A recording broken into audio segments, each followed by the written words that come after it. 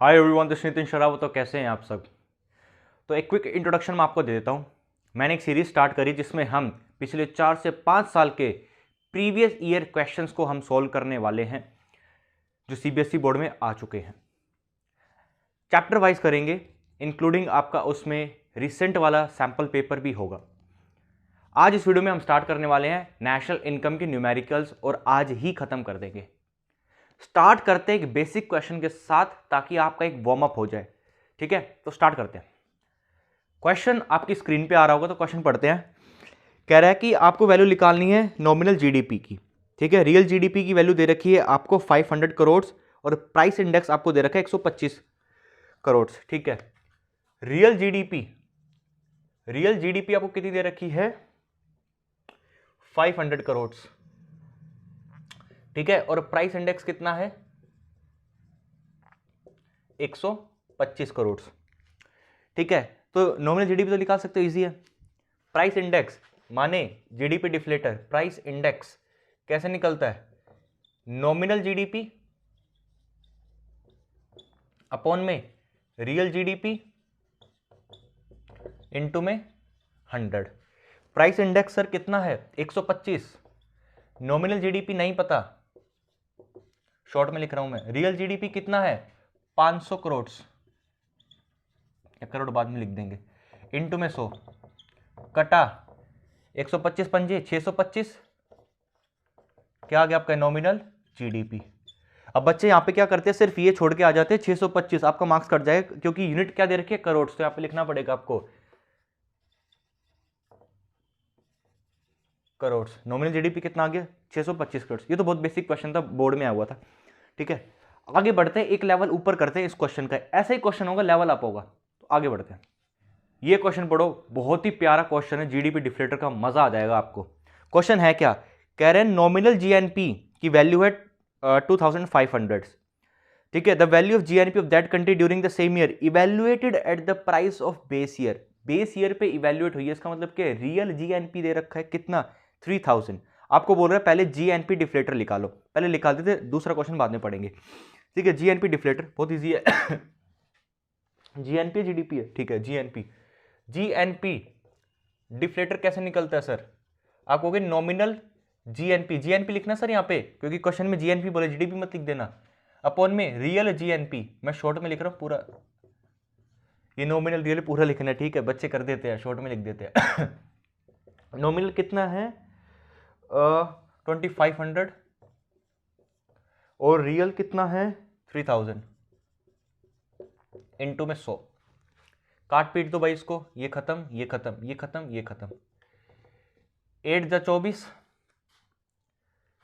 83.33%। ठीक है, GDP deflator कितना आ गया? 83.33% आ गया। बात आई या नहीं आई आपको समझ? ठीक है, आ गई है समझ? अच्छा, अगला क्वेश्चन पढ़ो, इसके जो साइड में बोल रखा है, कह रहा है has the price level Ryzen between the base year and the year under consideration. क्या प्राइस बढ़ा है between the base year and the year under consideration? देखो मेरे को बताओ, जो भी चीज होती है वो कितनी होती है? 100%। कितनी होती है? 100%। क्या ये 100% से कम हुआ है? क्या ये 100% से कम हुआ है? तो आप क्या कहोगे? हाँ जी हुआ है। कितना हुआ है? 16.66% हुआ है। 16.7 लिख लो, 16.67% क्या हुआ है? कम। तो इसका मतलब जो प्राइस है वो क्या हुआ है? 16.67% कम हुआ है। तो तुम क्या लिखोगे? No, the price level fallen between the base year and the year under consideration by 16.67%। अगर यही आंसर आपका मान लेते हैं कि 112% आ जाता, तो आपको पता है हर कोई चीज कितनी होती है? 100%। तो आपने कहा कितना बड़ा? 12%। तो उस केस में आप लिखते कि जो प्राइस लेवल है वो 12% से बड़ा है। बट इस सिचुएशन में आंसर जीडीपी डिफ्लेटर कितना? 83.33% है। आपकी हर चीज कितनी होती है? 100%। तो कितने प्रतिशत से घटा है? 16.67% से घटा है। तो आप कहोगे नहीं प्राइस, तो इसका आंसर कितना हो जाएगा? नहीं, प्राइस नहीं बढ़ा है, बल्कि प्राइस क्या हुआ है? घटा है। कितने से? 16.67% से। अरे कैसा लगा क्वेश्चन, मज़ा आया या नहीं आया? आगे बढ़ते हैं। नेक्स्ट क्वेश्चन क्या कह रहे हैं? Suppose in hypothetical economy there are only two firms, firm A and firm B. Firm A sold goods for 2000 to firm B. कौन सा क्वेश्चन है? वैल्यू एडिड वाला क्वेश्चन है, वैल्यू एडिड मेथड वाला, ठीक है, जिसमें फर्म ए फर्म बी वाला क्वेश्चन है। देख लेते हैं, थोड़ा लिख लेते हैं, ठीक है। फर्म ए का लिख लेते हैं, फर्म ए का, फर्म ए ने सोल्ड करा है, मतलब फर्म ए की सेल्स कितनी हो गई है? आपने कहा 2000 हो गई है। अगर फर्म ए ने सोल्ड करा है फर्म बी को, तो फर्म बी ने इसका मतलब परचेज करा है। अरे फर्म बी ने परचेज करा है किससे? फर्म ए से। कितने का? वही 2000 का परचेज करा है। ये दिमाग लगाना पड़ेगा सर, ठीक है। आगे, एंड परचेज गुड्स फॉर 1000, और फर्म बी से कितना परचेज करा है भाई? 1000 का परचेज करा है, ठीक है। आगे बोलते हैं firm B exported goods. Export कितना करा है इसने? 2500 का। और डोमेस्टिक सेल्स कितनी है इसकी? 1500 है। आपसे क्या पूछा है? NVAMP आपको निकालना है, NVAMP आपको निकालना है। क्वेश्चन ने ये पूछा है, तो ठीक है। फर्म ए का पहले कैलकुलेट कर लेते हैं, GVAMP निकाल लेते हैं फर्म ए का। तो आपने कहा ठीक है निकालते हैं सर, निकालते हैं मेरे भाई। देखो फर्म ए का निकालते हैं, फर्म ए, ठीक है। तो फॉर्मूला क्या होता है वैल्यू एडिड मेथड का? आपने कहा sales plus change in stock minus का इंटरमीडिएट कंजप्शन। तो आपको क्या आ जाता है? GVAMP। बट ये मैं क्या निकाल रहा हूँ? ए फर्म का निकाल, तो ब्रैकेट में मैंने क्या डाल दिया? ए डाल दिया। सेल्स कितनी है इसकी? 2000। चेंज इन स्टॉक तो कुछ है नहीं। इंटरमीडिएट कंजप्शन कितना करा है? परचेज कितना करा है भाई? 1000 करा है, तो माइनस का 1000। तो GVAMP कितना आ जाएगा? 1000 आ जाएगा। फर्म बी का निकालते हैं, ठीक है। फर्म बी का सेल्स कितनी है? देखो एक्सपोर्ट उसने 2500 का करा, डोमेस्टिक सेल्स उसकी 1500 है, तो आप कहोगे भैया सेल्स कितनी हो गई? 4000 हो गई, ठीक है। आप कहोगे सेल्स कितनी हो गई है? 4000 हो गई है। चेंज इन स्टॉक कुछ है नहीं। क्या उसने कुछ परचेज करा है फर्म ए से? तो आप कहोगे हाँ जी परचेज कितने का करा है? 2000 का करा है, तो माइनस का 2000। तो आप कहोगे GVAMP कितना आ जाएगा इसका? GVAMP कितना आ जाएगा? 2000 आ जाएगा, GVAMP फर्म बी का। और आपको पता है GVAMP फर्म ए का प्लस GVAMP फर्म बी का, दोनों को मैं ऐड कर देता हूं तो मेरे पास क्या आ जाता है? GDPMP आ जाता है। तो आपने कहा कि GVA दिख नहीं रहा होगा, मैं ऊपर का इरेज कर देता हूं, ठीक है, विजिबल नहीं होगा नीचे। तो आपने कहा GVAMP ए फर्म का प्लस GVAMP बी फर्म का, दोनों को प्लस कर दो, मेरे पास क्या आ जाएगा? GDPMP आ जाएगा। अरे हाँ या ना बोलो, आएगा। तो आपने कहा इस ए का कितना था? 1000 था। बी का कितना था? आपने कहा 2000 था। तो मेरे पास GDPMP कितना आ गया है? 3000 आ गया। आपसे क्वेश्चन में क्या पूछा था? NVAMP पूछा था, क्या पूछा था? सॉरी NDPMP पूछा था, ठीक है, NDPMP पूछा था। तो हमने कहा कन्वर्ट कर देंगे, GDPMP को कन्वर्ट करना है, NDPMP में कन्वर्ट करना है, तो कर देंगे। देखो भाई ग्रोथ से नेट पे जा रहे हैं, तो माइनस का डेप्रिसिएशन, बाकी सब सेम है। तो आपको 3000 डेप्रिसिएशन उसने दिया हुआ है, consumption of fix capital depreciation का ही दूसरा नाम है। तो कितना है? 200। तो 3000 में से 200 चला गया, कितना आ जाएगा? 2800। कितना आ जाएगा? 2800। क्या बताओ यूनिट करोड़ में है? यूनिट्स करोड़ में नहीं है, तो यही आंसर है आपका। बताओ, रिसेंट वाले सैंपल पेपर का क्वेश्चन था, आसान क्वेश्चन था। इनके जो क्वेश्चन है ना फर्म ए फर्म बी वाले, इनको टफ माना जाता है। आगे भी क्वेश्चन आएंगे, टेंशन मत लो, ठीक है। क्या बात आई समझ? आ गई है तो वीडियो को लाइक कर दो, ठीक है, ठीक है। वैसे तुम करोगे नहीं मुझे पता है। आगे बढ़ते हैं, नेक्स्ट क्वेश्चन बहुत इजी क्वेश्चन है, ठीक है। क्या निकालना आपको? GNPFC निकालना है। तो देखो देख के ही पता चल रहा है कि GNPFC कैसे निकलेगा, NDPFC निकालना पड़ेगा। और NDPFC कैसे निकलता है? इनकम मेथड से निकलता है। तो बहुत इजी क्वेश्चन है, कर लेते हैं, ठीक है। मेरे को बताओ इनकम मेथड NDPFC निकलता कैसे है? आपको पता है compensation of employees plus mixed income plus operating surplus, इन तीनों को ऐड कर देता हूं, मेरे पास क्या निकल जाता है? NDPFC निकल जाता है। निकलता है नहीं निकलता? बहुत बढ़िया। तो कंपनसेशन ऑफ एम्प्लॉइज आपके पास कितना है? 12000 है, ठीक है। मिक्स्ड इनकम आखिरी में दे रखा है बिल्कुल, कितना है? 1300। हाँ। ऑपरेटिंग सरप्लस नहीं दे रखा है। अब देखो काफ़ी सारे बच्चे ऐसे ही लिख देते हैं भाई, वर्किंग नोट डाल के लिख दिया करो, अच्छा लगता है, ठीक है। मार्क्स होते नहीं है, बट फिर भी अगर इन केस कुछ गलती हो जाती है तो मार्क्स मिल जाते हैं, तो दैट मत करा करो। कहीं नीचे वर्किंग नोट डाल के ऑपरेटिंग सरप्लस निकाल के दिखा देना, रेंट, रॉयल्टी, इंटरेस्ट, प्रॉफिट। ठीक है, तो ऑपरेटिंग सरप्लस का आपको पता है 3 पार्ट होते हैं ऑपरेटिंग सरप्लस के, 4 पार्ट होते हैं ऑपरेटिंग सरप्लस के। पहला रेंट, दूसरा royalty, third interest, fourth one is profit. तो देख लेते हैं क्या क्या गिवन है। रेंट एंड इंटरेस्ट दे रखा है 1800, ठीक है भाई, तो लिख दो 1800 प्लस आगे इनडायरेक्ट टैक्स प्रॉफिट आपको दे रखा है 1500, तो 1500 आगे और कुछ है नहीं, ठीक है भाई। तो NDPFC तो 12,000, अरे वाह 12,000 प्लस 1800 और 1500 कितना हो गया, 2300, 3300 और 1300, 4600। NDPFC कितना आ गया, 16,600। NDPFC 16,600 आ गया। बट क्वेश्चन में हमसे पूछा गया था GNPFC निकालना, तो हमने कहा ठीक है NDPFC को किस में चेंज कर देंगे, GNPFC में चेंज कर देंगे। नेट से ग्रोस पे जा रहे हैं, नेट से ग्रोस पर जाए तो डेप्रिसिएशन ऐड, डोमेस्टिक से नेशनल पे जा रहे हैं NFIA add, factor cost same है, तो 16,600 डेप्रिसिएशन, कंजप्शन ऑफ क्या खाली दे रखा है, डेप्रिसिएशन दे रखा है, डायरेक्ट नाम से दे रखा है, तो 1100। Net factor income from abroad minus का 120 दे रखा है सर, तो माइनस का 120।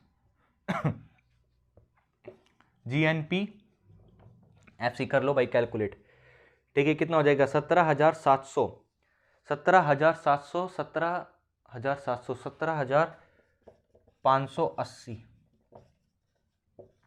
FC।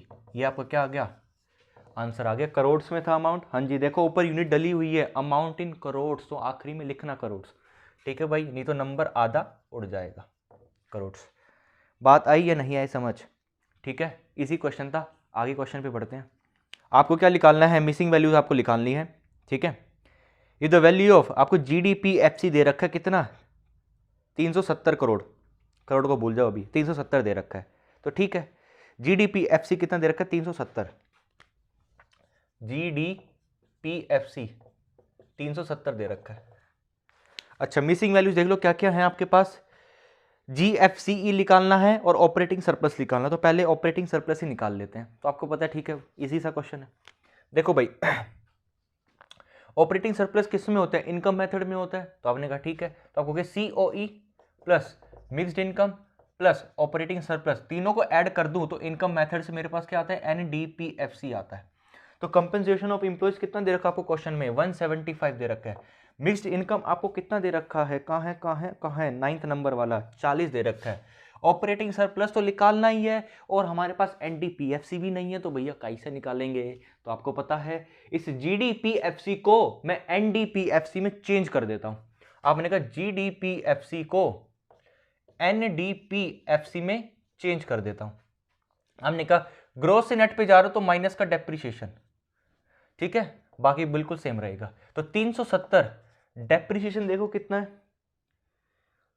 अब कुछ बच्चे पूछेंगे डेप्रिसिएशन तो है ही नहीं, कंजप्शन ऑफ फिक्स कैपिटल ही है भाई डेप्रिसिएशन, ठीक है, वैसे हमने क्वेश्चन कर लिए, ठीक है, मजाक बेकार हो गया। 70 रुपये, तो माइनस का 70, तो NDPFC कितना आ गया, 300 आ गया, तो चुपके से लिख दो 300। ऑपरेटिंग सरप्लस तो कितना आ गया, ये 17 और 40 कितना, 70 40 210 215, 215 plus operating surplus 300। Operating surplus कितना आ गया भाई, 80-85 करोड़। ऑपरेटिंग सरप्लस तो हमारा निकल गया है, अरे बताओ निकला है नहीं निकला, निकल गया। आगे क्या निकालना है हमें, GFCE निकालना है, तो ठीक है, इसको मैं इरेज कर देता हूं, आपको आ गया होगा समझ, ठीक है, बहुत बढ़िया।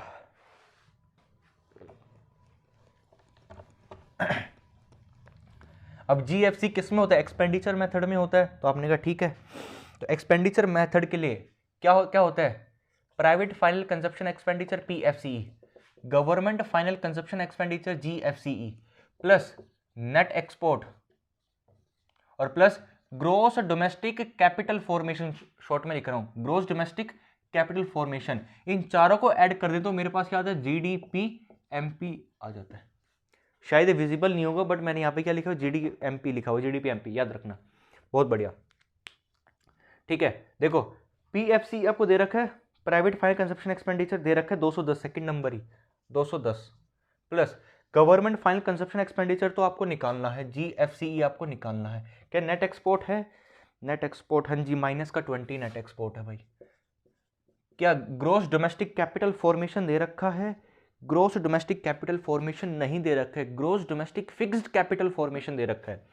Gross domestic fixed capital formation, ये बात याद रखना, gross domestic fixed capital formation, but we need gross domestic capital formation. तो एक फिक्स्ड को हटाने के लिए हमें क्या ऐड करना पड़ेगा? चेंज इन स्टॉक ऐड करना पड़ेगा। क्या ऐड करना पड़ेगा भाई?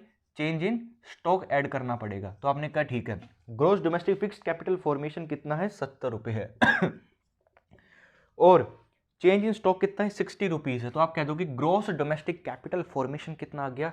130 आ गया।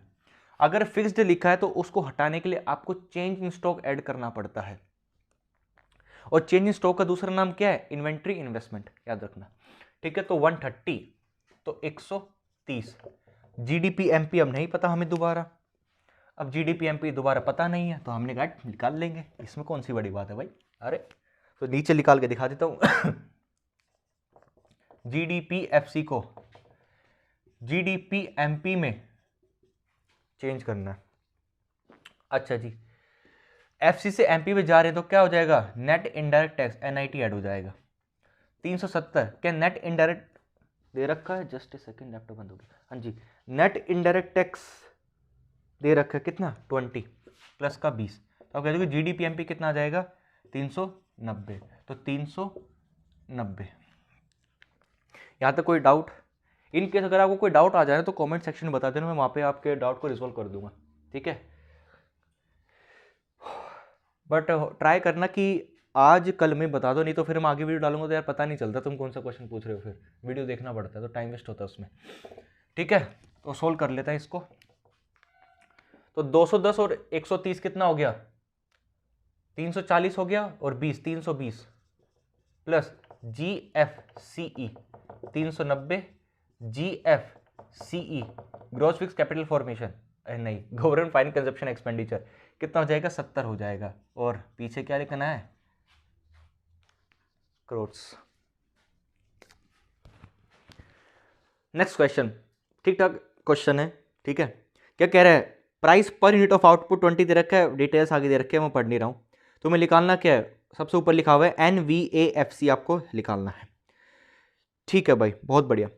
देखो इसमें बहुत सारे बच्चे गलती कर देंगे। ठीक है, आउटपुट को क्या मान लेंगे? सेल्स मान लेंगे 1250 को, और आगे बढ़ जाएंगे और गलती हो जाएगी। नहीं, सेल्स कैसे निकलेगा? सेल्स कैसे निकलता है भाई? प्राइस इंटू में क्वांटिटी। प्राइस आपको कितना दे रखा है? 20 दे रखा है, क्वांटिटी कितनी है? 1250, तो कितना हो जाएगा? 125 इंटू में 2, 250, 20, 25,000। आपका सेल्स कितनी हो जाएगी? 25,000 हो जाएगी।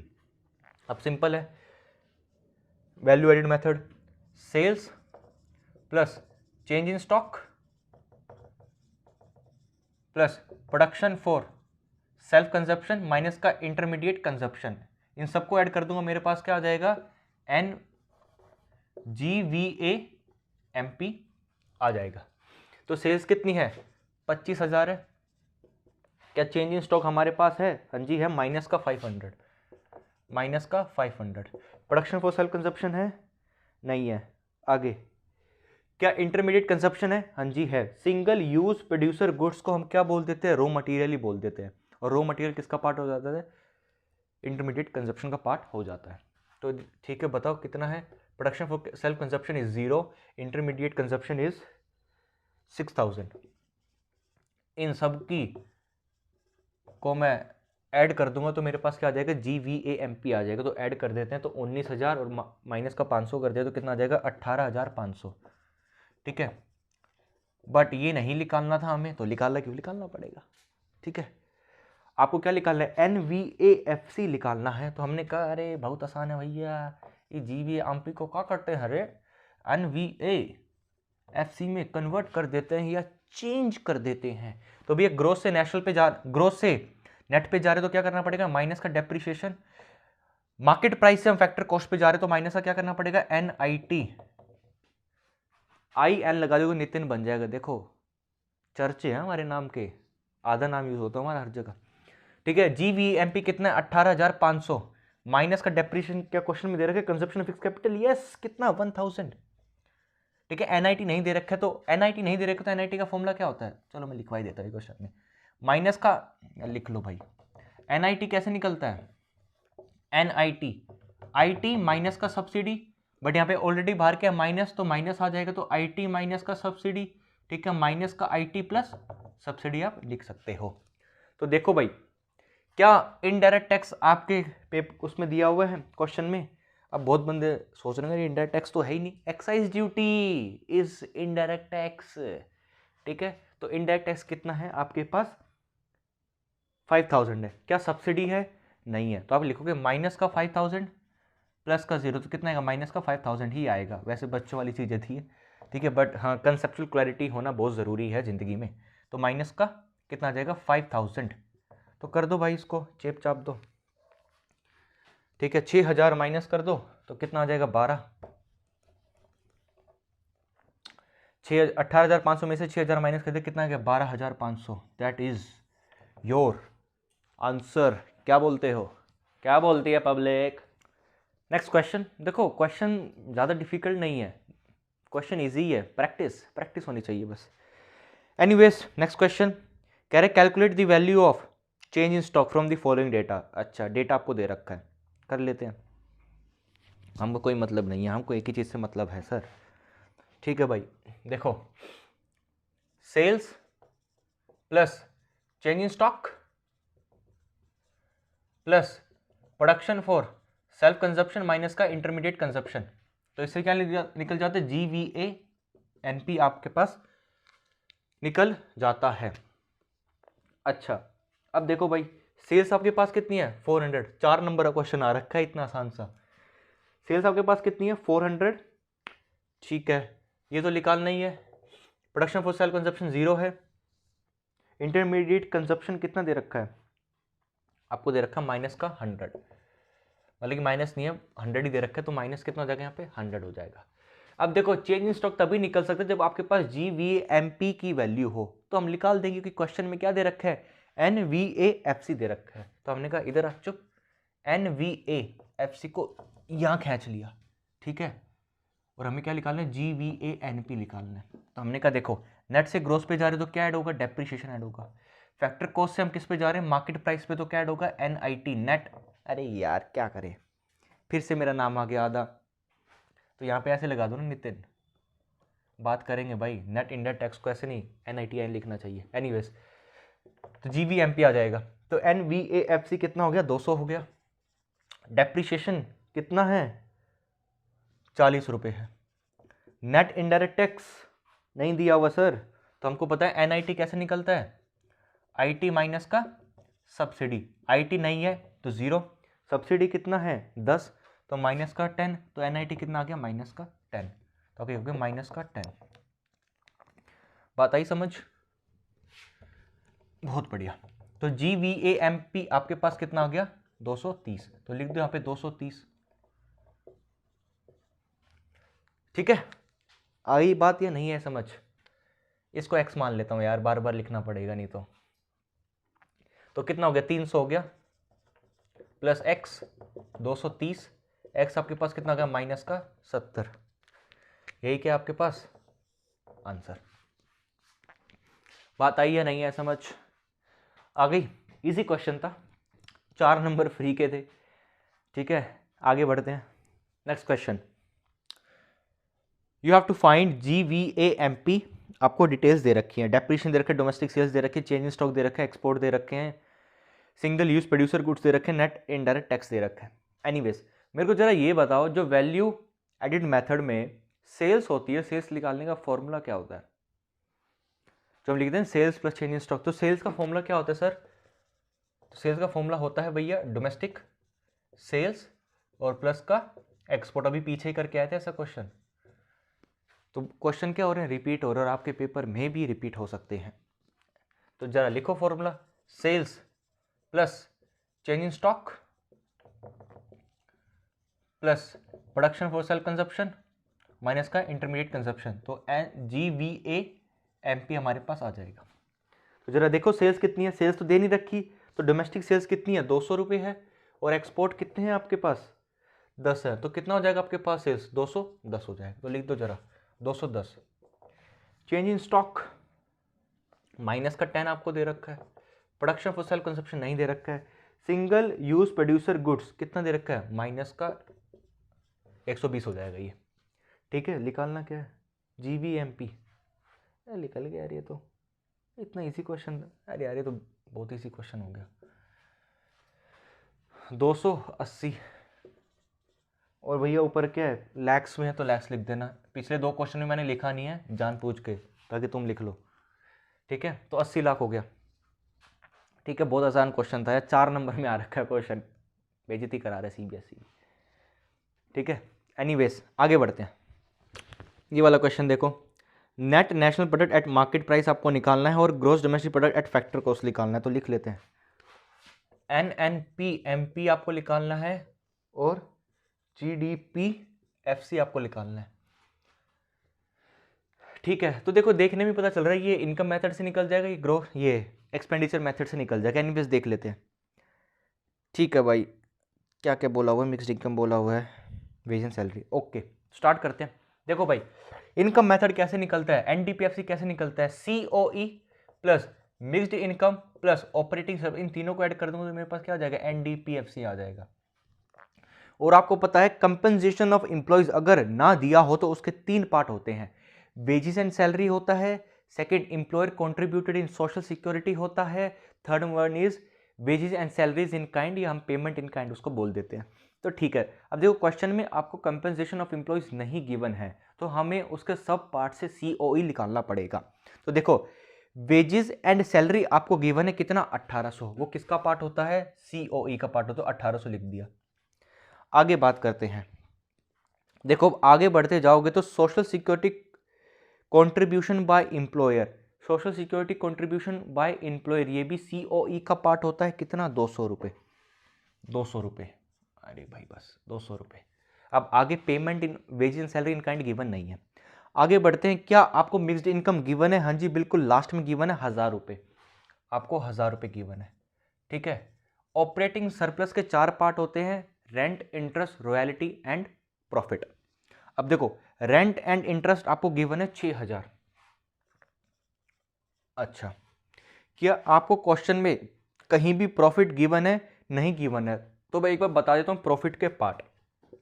देखो प्रॉफिट के 3 पार्ट होते हैं, corporate tax, second one is distributed profit, third one is undistributed profit, ठीक है। डिस्ट्रीब्यूटेड प्रॉफिट को एक और नाम से जाना जाता है डिविडेंड, ठीक है। कॉर्पोरेट टैक्स को बिजनेस टैक्स या प्रॉफिट टैक्स के नाम से जाना जाता है, अनडिस्ट्रीब्यूटेड प्रॉफिट को रिटेन अर्निंग के नाम से जाना जाता है, ठीक है, या सेविंग ऑफ कॉर्पोरेट सेक्टर के नाम से भी जाना जाता है।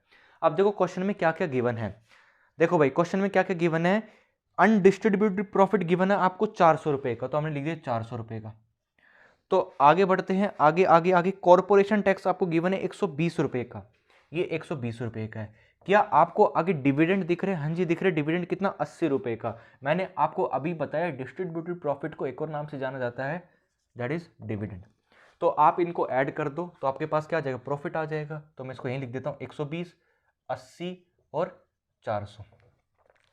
बात आई, अरे आई समझ आपको आ गई होगी, ठीक है। नहीं दिख रहा होगा तो इसको मैं थोड़ा सा और बड़ा लिख देता हूँ भाई, 120, 80, 400, 6000, 120, 80 और 400, NDPFC। ये कट गया होगा तो NDPFC मैंने यहाँ पे लिखा हुआ है, ठीक है। 1800 और 200 कितना हो गया 2000, ये 7000, ये कितना हो गया 200 और 400 600, तो 7000 और 2000 9600। आपके पास क्या आ गया NDPFC आ गया, ठीक है। पहला पार्ट खत्म, दूसरा पार्ट निकालते हैं, नहीं अभी खत्म नहीं हुआ सॉरी। NNPMP आपको निकालना है, तो हम क्या कर देंगे NDPFC को चेंज कर देंगे NNPMP में, तो NDPFC को NNPMP में कन्वर्ट कर देंगे, तो नेट सेम है। डोमेस्टिक से नेशनल पे जा रहे तो NFI ऐड होता है, ठीक है। फैक्टर कॉस्ट से मार्केट प्राइस पे जा रहे तो NIT ऐड होता है, इज इक्वल टू में 9,600। Net factor income from abroad कितना दे रखा है भाई? Net factor income to abroad दे रखा है, और ये भी सीख लो भाई। अगर net factor income to abroad दे रखा है तो मेरे को बताओ NFI निकलता कैसे पैसे? फ्रॉम माइनस का टू यार यहाँ पे कट गया होगा, सॉरी, मैं आपको यहाँ दिखा देता हूँ। देखो NFI निकलता कैसे है? फ्रॉम माइनस का टू। अगर net factor income to abroad दे रखा है तो हमेशा याद करना कि फ्रॉम वाले को जीरो मानते हैं और टू वाले को यहाँ पे लिखते हैं। देखो कितना दे रखा है, टू कहाँ दे रखा है? 70 दे रखा है, तो 70 और ये माइनस का, तो NFI कितना आ जाएगा? माइनस का 70। बात याद रखना, बहुत बच्चे गलती कर देते हैं। तो माइनस का 70। अगर net factor income to abroad दे रखा है तो फ्रॉम वाले को जीरो माना है, टू वाले को यहाँ लिख देना है, तो माइनस का 70 आ जाएगा। Net indirect tax, net indirect tax देखते कितना दे रखा है। नेट इनडायरेक्ट टैक्स आपके पास है 100, ठीक है। तो कितना आ गया भाई? 30 बच गया, ऐड कर दो 630। करोड़्स में फिगर है जी, यस करोड़्स में है, तो यहाँ पे लिख दिया करोड़्स। बात आ गई समझ? अरे आ गई, हाँ जी आ गई होगी, बहुत बढ़िया। आगे GDPFC भी निकाल देते हैं, ठीक है। क्वेश्चन में बोला है आपको कैसे निकालना है? नहीं बोला तो यहीं से निकाल देते हैं फिर। देखो आपके पास NDPFC निकल गया तो GDPFC निकाल देते हैं। अब मैं कहूँगा NDPFC को मैं किस में चेंज कर दूंगा? GDPFC में चेंज कर दूंगा। तो नेट से ग्रोस पे जा रहे तो प्लस का डेप्रिसिएशन, बिल्कुल सेम ही है सारा। तो आप कहोगे 9,600। डेप्रिसिएशन देखो कितना दे रखा है, डेप्रिसिएशन ही नहीं है।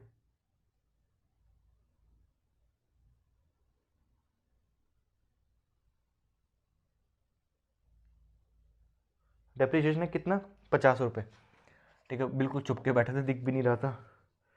50 रुपीज़, तो कितना आ जाएगा? 9650 answer, crores again.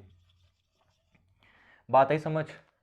Simple question, easy question, ऐसी लेवल के क्वेश्चन आ रहे हैं बोर्ड में, ठीक है। बहुत इजी क्वेश्चन है।